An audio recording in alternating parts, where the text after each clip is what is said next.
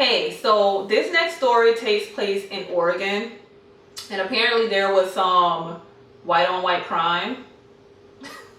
Sorry, it makes me laugh to say that because whenever you watch a lot of mainstream news media, they try and say black on black crime, but there's just as much white on white crime as there is black on black crime, but you never hear anyone say white on white crime.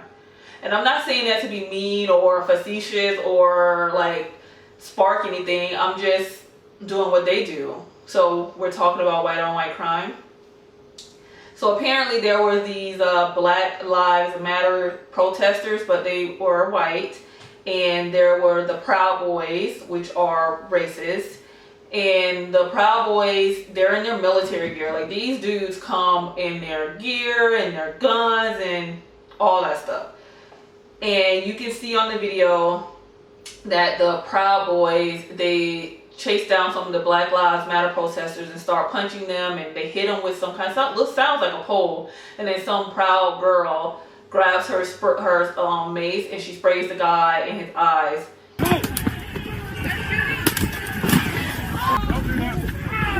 How's that feel, you No! Shut the fuck up! Get up, you fucking pussy! Here, I'll take that. That's for everything that you fucking did to me, bitch! Told you I'd get you! I'm sorry!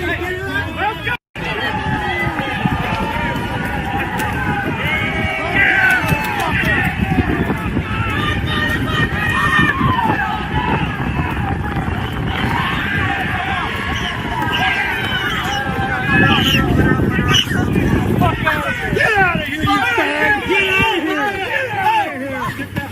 Oh, you can back up!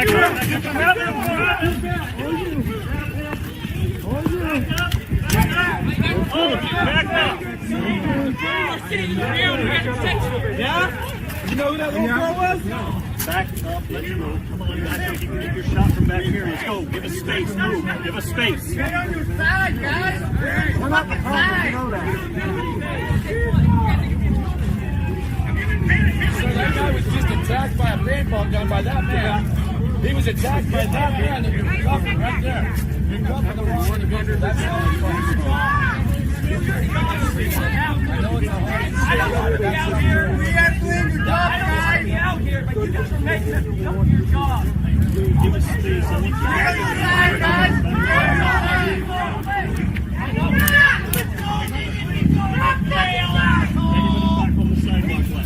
Side, back on the sidewalk.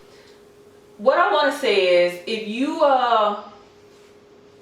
for non-black Black Lives Matter protesters, y'all got to start getting y'all weight up. And I say that in the most respectful way. And the reason I say that is I'm going to speak on this video in like just a real way, not a politically correct way or anything.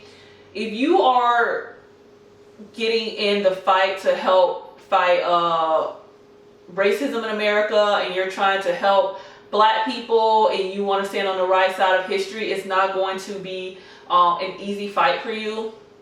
If you look at the civil rights movement with when there were white people that were helping during that time, there were deaths, there were casualties, there was bodily harm. And what I'm trying to say is, you can't be meek and passive, and you can't be any of those things when you are in the fight. Black people, people like to talk about us and say things about us, but we've had to develop a really tough skin. We've had to learn how to be tough. That's why a lot of even black women sometimes, a lot of us don't know how to be particularly soft, because we've had to learn in order to live in this system and live in this society and face the injustices that we face. We've had to learn how to be tough. You got to learn how to have a thick skin, especially when you don't know how someone's going to treat you, what they're going to say to you. You can't be walking around here ready to cry at the drop of a dime like a lot of Karens do.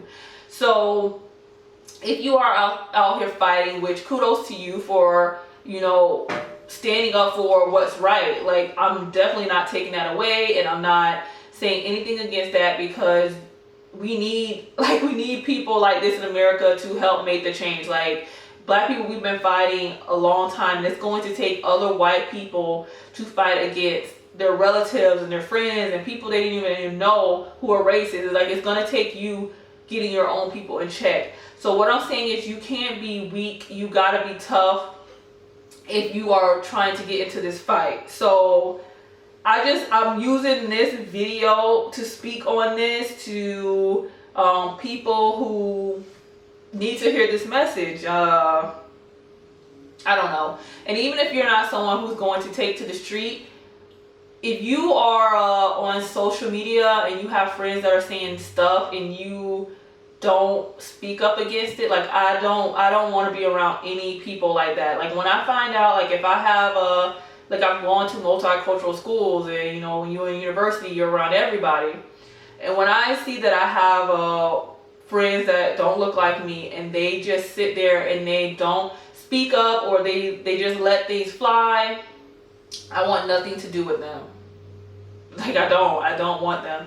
So when you are in this fight, you gotta be ready. So y'all gotta get y'all equipment up too. Y'all gotta come with y'all body gear and your leg thing, whatever they're carrying in their leg thing, with knives and stuff, and your spray stuff. You gotta have more than just a sign.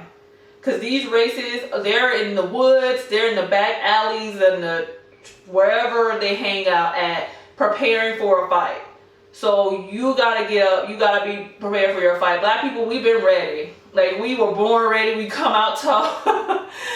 We come out ready to fight, and if you are riding with us, you gotta come out ready, you gotta get ready, because you can't be soft with this, is all I'm saying. But I just wanted to share the story, and I want to know your opinion below, whether you're black, white, Spanish.